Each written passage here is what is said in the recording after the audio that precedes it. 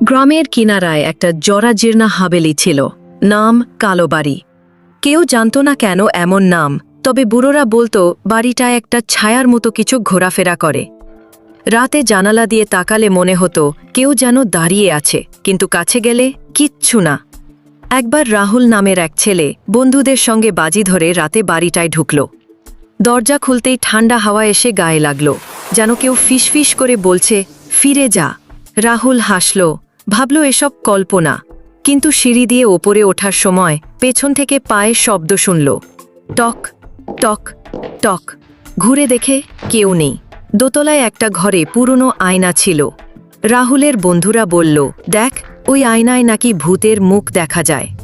রাহুল হেসে আয়নার সামনে দাঁড়াল, কিন্তু হাসি থামল যখন আয়নায় তার নিজের মুখের পেছনে আরেকটা মুখ দেখল, ফ্যাকাশে, চোখ দুটো কালো গর্তের মতো। সে চিৎকার করে পেছনে তাকাল, কিন্তু ঘর ফাঁকা। আয়নায় ফিরে তাকাতেই মুখটা আরেকটু কাছে এসেছে, যেন হাসছে। রাহুল দৌড়ে বাড়ি থেকে বেরিয়ে গেল। পরদিন গ্রামের লোকজন গিয়ে দেখে আয়নাটা ভাঙা আর মেঝেতে কয়েক ফোঁটা রক্ত। রাহুল কখনো গল্পটা বলেনি, শুধু বলেছিল ওই বাড়িতে আর যাস না।